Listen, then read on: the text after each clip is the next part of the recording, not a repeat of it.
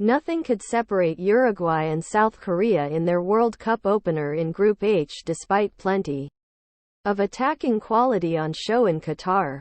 In front of a vibrant crowd at the Education City Stadium, the South Koreans frustrated Uruguay but did not create many clear-cut opportunities.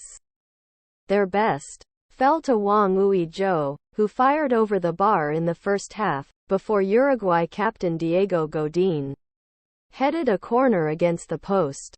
Wang stood with his head in hands afterwards, while teammates fell to their knees in disbelief, all in front of a group of South Korean fans behind the goal, who were in fine voice throughout. South Korea had controlled most of the first half, but Uruguay began to dominate as the game wore on, and they almost won it in the final minute of normal time when Federico Valverde's long-range effort crashed off the post. There was one last chance for Tottenham striker Son Heung-min, South Korea's starman, but he dragged his shot wide, much to the relief of the Uruguayan supporters. The draw leaves Group H wide open, with many seeing it as a three-way battle for qualification to the knockout stages between Uruguay, South Korea and Cristiano Ronaldo's Portugal.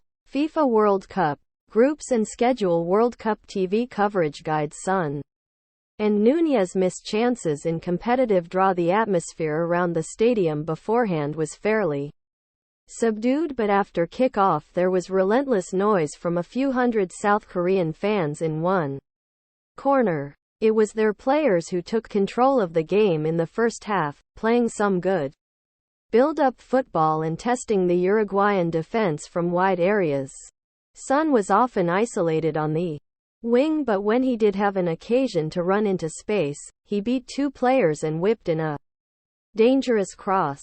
He was found on the edge of the box shortly into the second half too, but Uruguay's José Jiménez made a crucial sliding challenge to deny him a shot.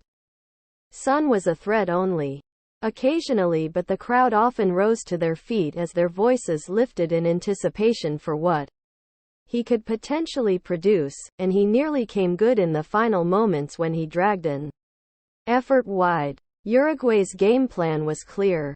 They looked to play over the top of South Korea's defense at any opportunity, with Liverpool forward Darwin Núñez a threat on the counterattack with his pace.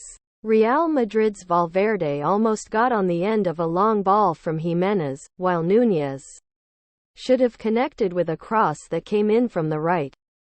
As the game wore on, Uruguay became more dangerous. Núñez broke away down the left but couldn't find a teammate moments before manager Diego Alonso used his wildcard with the introduction of former Manchester United striker Edinson Cavani. Cavani looked lively, almost connecting with Núñez's fizzing shot, which flew just wide of the post, but the South Korean defense held firm for a point which could prove vital in a competitive Group H.